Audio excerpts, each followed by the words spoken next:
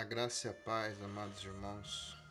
Meu nome é Gilberto Júnior e eu venho nessa noite trazer uma reflexão sobre a passagem de Pedro quando ele nega Jesus e seguidamente ele é restaurado pelo próprio Jesus.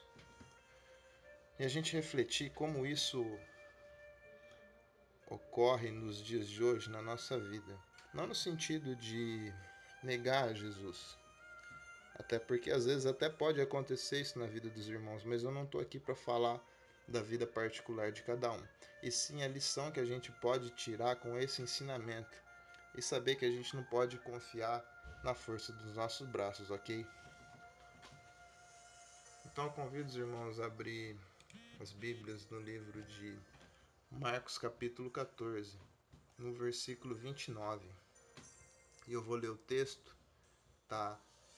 Alguns versículos para que os irmãos entendam um pouco do contexto do que aconteceu nestas passagens. Então, no versículo 29, o texto segue dizendo: Pedro exclamou: Mesmo que todos te abandonem, eu nunca te deixarei. Replicou-lhe Jesus: Com toda certeza te seguro que ainda hoje, nesta noite, antes que por 2 vezes cante o galo, tu me negarás 3 vezes. Entretanto, Pedro insistia com eloquência: Ainda que seja preciso que eu morra ao teu lado, jamais te negarei. E da mesma forma responderam todos os demais. No livro de João, capítulo 18, no versículo 15, é quando é consumado a ação em que Pedro nega Jesus. Porque no texto anterior, o Senhor estava anunciando que ele ia negar. Então, no capítulo 18, no versículo 15, é no momento em que ele nega a Cristo pela primeira vez. E o texto diz assim: Simão Pedro e outro discípulo estavam seguindo Jesus. Por ser conhecido do sumo sacerdote, esse discípulo entrou com Jesus no pátio da casa do sumo sacerdote. Entretanto, Pedro teve que ficar esperando do lado de fora da porta. E outro discípulo, que era conhecido do sumo sacerdote, voltou e falou com a criada encarregada da porta e levou Pedro para dentro. Então a jovem criada encarregada da porta perguntou a Pedro: Não és tu também um dos discípulos deste homem? Pedro respondeu: Eu não sou. Fazia frio e os servos e os guardas estavam ali, tendo acendido uma fogueira, esquentavam-se. E Pedro estava de pé entre eles, aquecendo-se também. Então, depois desse versículo, Pedro nega Jesus por mais 2 vezes. E no versículo 15 do capítulo 21, um pouco mais para frente, é quando ele é restaurado por Jesus. E o texto segue dizendo, no versículo 15: Assim, após tomarem o desjejum, Jesus questionou a Simão Pedro: Simão, filho de João, tu me amas mais do que a esses outros? Respondeu ele: Sim, Senhor, tu sabes que eu te amo. E Jesus o encarregou: Cuida dos meus cordeiros. Outra vez Jesus perguntou: Simão, filho de João, tu me amas? E ele afirmou: Sim, Senhor, tu sabes que eu te amo. Jesus lhe confiou: Pastoreia as minhas ovelhas. Pela terceira vez: Simão, filho de João, tu me amas? Pedro ficou angustiado por Jesus haver lhe perguntado pela terceira vez: Tu me amas? E assegurou-lhe: Senhor, tu conheces todas as coisas e sabes que eu te amo. E comissionou Jesus: Apacenta as minhas ovelhas. E o texto segue dizendo: em verdade, eu te afirmo. Quando eras mais jovem, tu te vestias a ti mesmo e ias para onde desejavas. Mas quando chegares à velhice, estenderás as mãos e outra pessoa te vestirá e te conduzirá para onde não queres ir. Isso falou Jesus, significando que o tipo de morte com a qual Pedro iria glorificar a Deus, e assim terminou de proferir essas palavras, e acrescentou Jesus: Segue-me.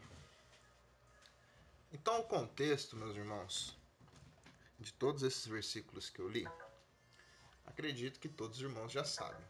Mas para refrescar a memória, eu vou explicar um pouco mais resumido.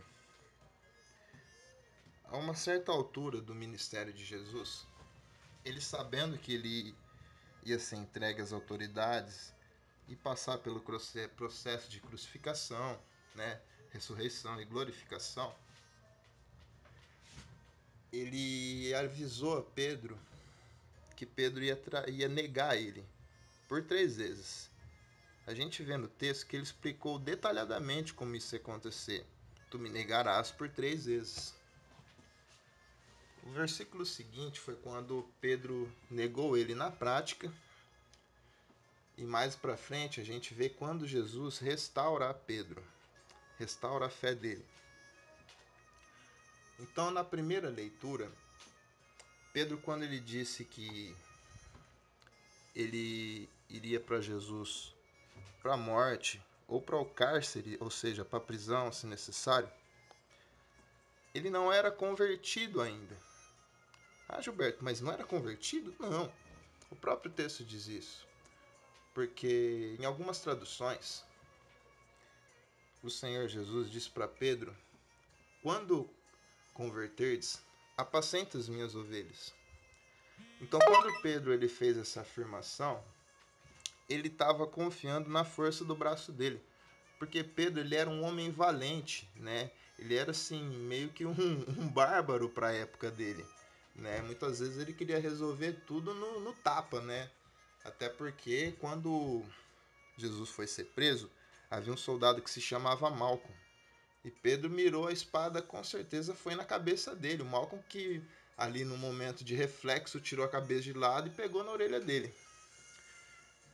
Então, quando Jesus ele foi levado para as autoridades e Pedro negou ele, a gente pode ver que ele não cumpriu com o que ele tinha dito. Isso acontece na nossa vida, pessoal. Então já é uma das primeiras reflexões desse texto.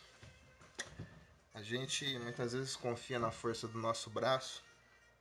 Nós fazemos promessas que não conseguimos cumprir. E isso nos frustra bastante.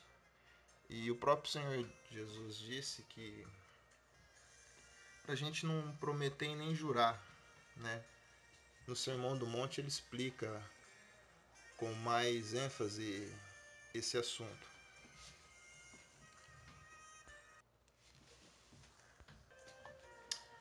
Então, meus irmãos, essa é a primeira reflexão que a gente pode tirar desse texto. Tá? Todo mundo já sabe que a gente não pode confiar na força do nosso braço, e sim depositar toda a nossa confiança em Jesus. Certo? Então, quando Pedro fez essa afirmação, ele estava confiante de que ele realmente ia conseguir fazer isso, né? Que ele, literalmente, se necessário, ele iria para a morte como para a prisão. Então, isso aconteceu na prática comigo. Como que foi, Gilberto? Um momento da minha vida, meus irmãos, eu tive na prisão, certo? Eu fiquei 1 ano e 20 dias preso. Mas eu nunca fui criminoso nem bandido. Tá, mas isso foi permissão de Deus na minha vida para que eu pudesse refletir sobre a minha vida espiritual e voltar para a presença de Deus, tá? Uma outra hora eu entro nesse assunto e conto o meu testemunho, como isso aconteceu comigo, porque eu fui parar lá e o que eu vi e aprendi nesse 1 ano e 20 dias ali preso, onde foi um período de que eu tive o maior crescimento espiritual da minha vida.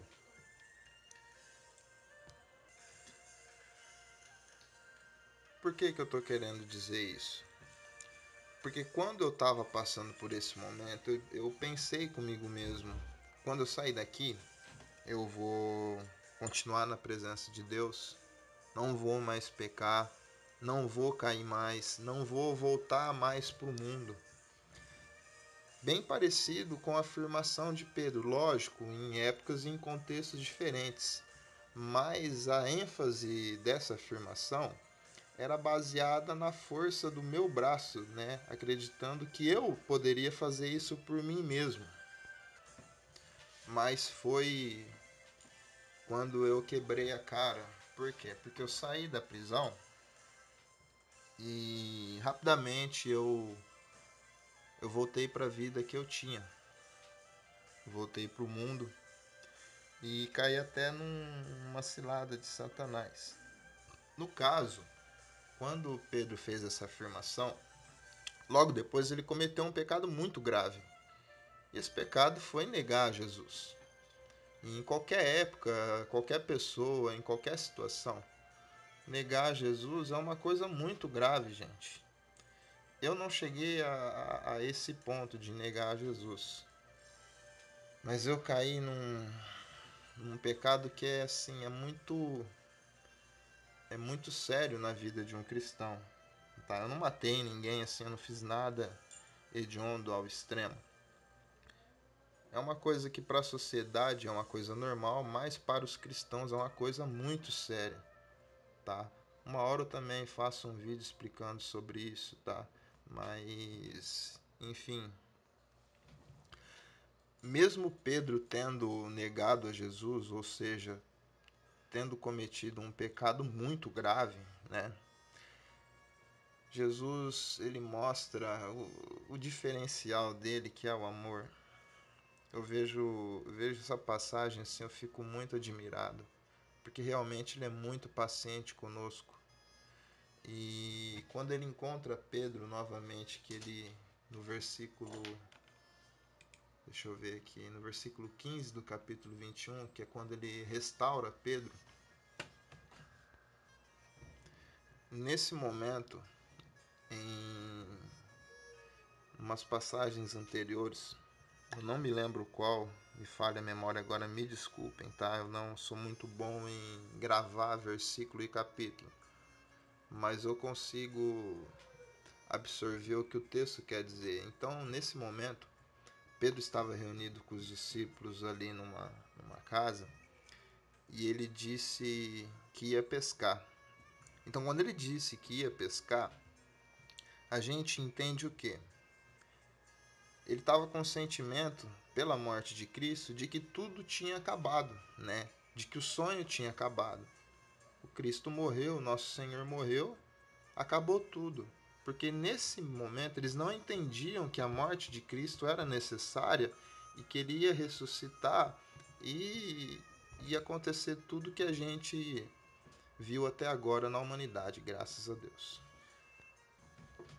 Mesmo Jesus tendo predito a morte e a ressurreição, eles não tinham entendimento completo do que isso significava. Então, quando ele diz, eu vou pescar, ele está querendo dizer assim, eu vou voltar para a vida que eu tinha, né? Eu vou voltar a ser quem eu era.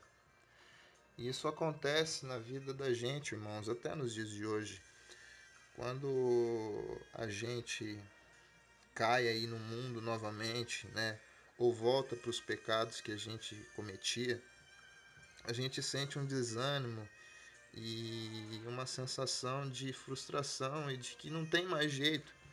Muitas vezes a gente acaba voltando para os hábitos e a rotina que a gente tinha antes de conhecer a Cristo.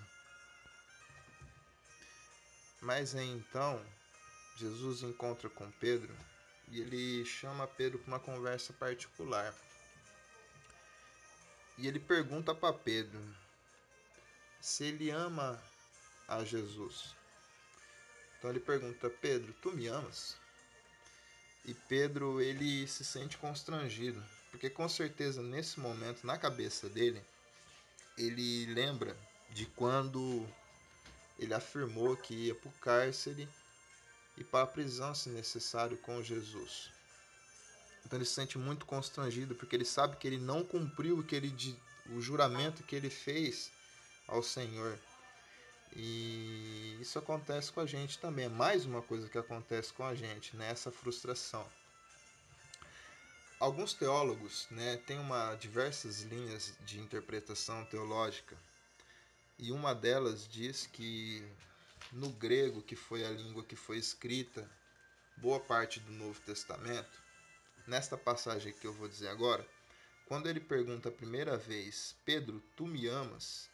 Na língua original, no grego, ele pergunta sobre um amor que é um amor ágape, ou seja, ele é um amor que é capaz de dar a vida, é um amor que vai até a morte se necessário, né? E quando ele pergunta a Pedro, ou seja, Pedro, tu me ágape? Pedro ele se constrange e responde, tu sabes que eu te amo. Quando ele responde, tu sabes que eu te amo, ele não responde na mesma palavra ágape. Ele responde usando a palavra filéu, que ele define esse amor filéu como um amor de amigo, né? É um amor, vamos dizer assim, num nível inferior ao amor ágape. Ele é um amor que não é capaz de dar a vida.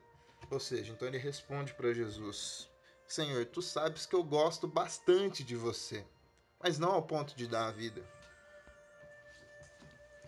Aí então, Jesus pergunta pela segunda vez: Pedro, tu me ágape? Ou seja, Pedro, você me ama até a morte? E mais uma vez o Senhor responde, ou melhor, Pedro responde a Jesus: Tu sabes que eu te filéu, ou seja, tu sabe que eu gosto bastante de você, mas não até a morte. Aí então, surpreendentemente, Jesus pergunta para ele novamente. Nas nossas traduções, ele pergunta 3 vezes se tu me amas, mas como eu expliquei anteriormente, que na língua grega tem uma diferença na gramática na palavra amor. Então, pela terceira vez, aí Jesus ele troca a palavra e não pergunta mais, Pedro, tu me ágape? Ele pergunta, Pedro, tu me filéu? Ou seja, Pedro, você gosta bastante de mim? Ou seja, Pedro, você é meu amigo? Então aí Pedro responde, Senhor, tu sabes de todas as coisas. Você sabe que eu gosto bastante de você. Aí Jesus diz, apacenta as minhas ovelhas pela terceira vez. Ou seja, mesmo que o amor de Pedro ainda não seja um amor perfeito para com Jesus, Jesus ainda assim diz para ele, pelo texto, ele dá a entender assim, Pedro, eu confio em você. E é isso que acontece também, eu vejo que acontece na vida de nós e aconteceu na minha vida. No crescimento da nossa fé, na nossa caminhada cristã, a gente inicia como uma criança, né? Então a gente diz que ama Jesus, mas o nosso amor vai crescendo conforme a gente vai amadurecendo na nossa caminhada.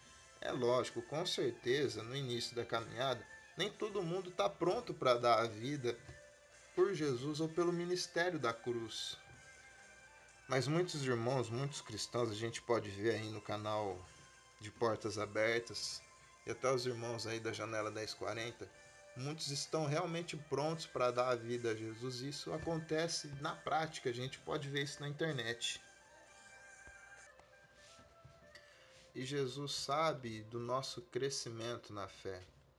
Então, quando Pedro ele negou Jesus, quando Jesus avisou que Pedro ia negar ele, o Senhor, já conhecendo todas as coisas, ele sabia que no futuro Pedro ia dar a vida por ele. E de fato isso aconteceu. A gente sabe que o apóstolo Pedro ele foi crucificado também, como Jesus foi. Mas no momento em que ele foi, momentos antes dele ser crucificado, eu me arrisco a dizer que nesse momento ele possivelmente ele lembrou desse episódio quando ele negou a Cristo. E ele pode ter se sentido muito envergonhado. E ele disse que ele não era digno de morrer como o Senhor morreu. E ele pediu para ser crucificado de ponta cabeça. Porque com certeza ele lembrou desse episódio quando ele negou a Cristo. E o Senhor, com todo o amor e confiança, depositou toda a expectativa nele, em Pedro. E a gente sabe que Pedro, juntamente com os demais apóstolos, eles honraram o nome do Senhor e literalmente deram a vida pelo ministério da cruz. E depois da gente fazer essa reflexão, a segunda experiência ou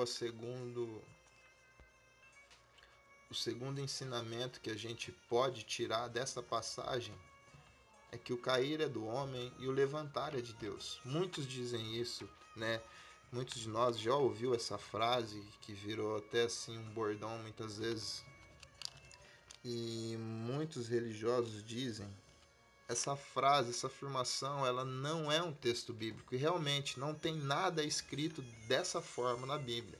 A gente tem texto assim, às vezes que pode ser parecido, tá? Mas na prática o contexto quer dizer isso. Porque Pedro, ele literalmente caiu ali na caminhada dele. E o Senhor o restaurou. Assim como aconteceu na minha vida também, pessoal. Depois que eu saí da prisão e caí, voltei para o mundo novamente, a graça e a misericórdia de Jesus, o Espírito Santo me chamou novamente. Eu me arrependi e graças a Deus eu tenho caminhado mais uma vez firme com Jesus. E louvo a Deus pela graça dele na minha vida. E sei que essa graça está na vida de todos vocês, todos os irmãos, naqueles que creem realmente na cruz de Cristo. Eu não sei o que você tem passado na tua vida, meu irmão. Eu não sei que pecado você cometeu. Eu não sei que dificuldade você tem passado e aquilo que te fez a se afastar dos caminhos do Senhor. Isso é para quem está ouvindo esse áudio e está passando pelo que Pedro passou, pelo que eu passei. Eu sei que tem muitos irmãos firmes na graça e eu louvo a Deus por isso. Mas com certeza pessoas vão ouvir esse vídeo e vão se identificar com o que eu estou falando, porque isso acontece na vida de muitos cristãos. Se não acontece na vida de todos, acontece na vida de muitos de nós. Eu quero te dizer, meu irmão, que não há pecado que te separa da graça de Deus. E essa passagem de Pedro, com certeza, ela foi escrita na Bíblia para mostrar que, independente do que a gente faz, o Senhor tem poder para nos levantar e restaurar-nos novamente. E se você está passando por alguma dificuldade ou algo, ou algum pecado que tenha te afastado do Senhor, ainda é tempo de se voltar a Ele. Ele está te esperando para te encontrar assim também, como Ele foi de encontro a Pedro. O Espírito Santo está ministrando em você nesse momento. Ele está te chamando para voltar para a presença de Jesus.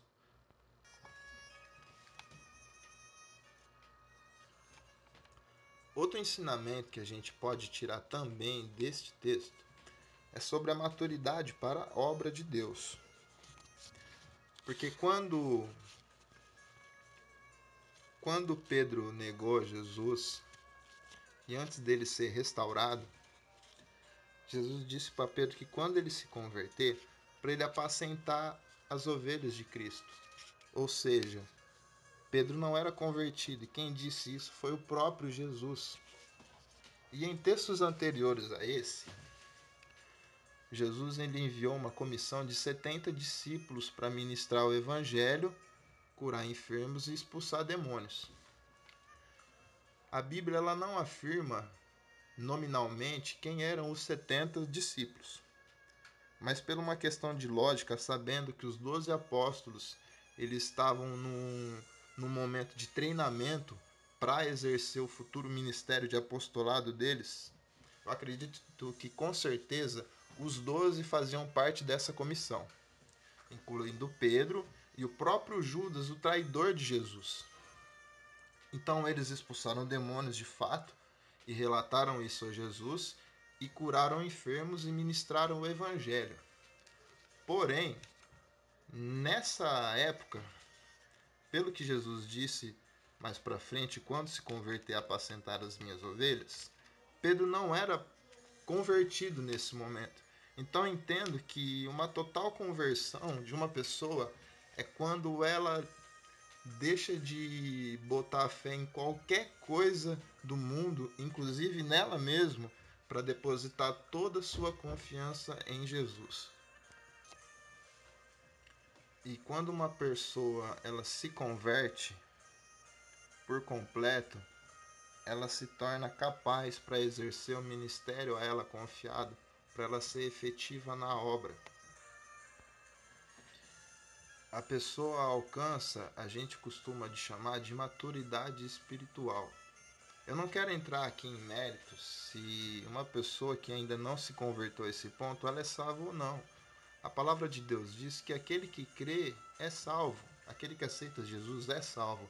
Só que de fato nós temos um crescimento espiritual que é gradativo, nós crescemos de glória em glória até chegar a um ponto da maturidade. Então, meus irmãos, sem querer ofender, mas assim, fazendo uma exortação com todo amor, para você, irmão, que ora em línguas, para você, irmão, que já curou pessoas através da oração, para você que é cheio de dons espirituais, isso não quer dizer que você é uma pessoa completamente convertida. Porque a palavra de Deus diz, o próprio Jesus diz, que naquele dia muitos expulsaram demônios, eles indagarão a Jesus, mas não entrarão no reino. Eu não quero dizer que isso vai acontecer com os irmãos que têm ouvido o áudio. Eu não posso julgar a fé e o crescimento espiritual de cada um, mas eu quero dizer para os irmãos que têm dons espirituais, que são cheios da graça e da unção, que a gente não pode ficar estacionado e engessado no conhecimento e na graça. A palavra diz para crescermos na graça e no conhecimento. Então, sempre buscar um crescimento espiritual para que a gente possa alcançar a maturidade e exercer o nosso ministério com total potencial para a obra. E assim eu finalizo esse áudio. Desejo a graça e a paz a todos os irmãos. E quero mandar um abraço, um forte abraço e um agradecimento ao nosso irmão Almir do canal Herdeiro de Deus, que de prontidão quando disse que ia iniciar um trabalho de evangelismo e ministração da palavra e reflexão no YouTube. O irmão Almir tem me dado uma ajuda assim que poucos podem fazer, poucos têm esse capricho, essa dedicação e esse amor para dar essa força. Irmão, eu não tenho palavras para dizer a gratidão que eu tenho por ti. Eu queria estar perto de você para te dar um abraço e pagar até um almoço, né? Infelizmente a distância é uma barreira assim para nossa amizade de forma física, mas eu te deixo aqui o meu abraço, meu irmão, a minha gratidão e orarei pela tua vida, pelo teu canal todos os dias como eu venho feito. E que a graça de Deus continue com você e Deus esteja usando você no teu ministério para ganhar mais almas para Jesus e para que o nome dele seja glorificado para todos sempre. Amém.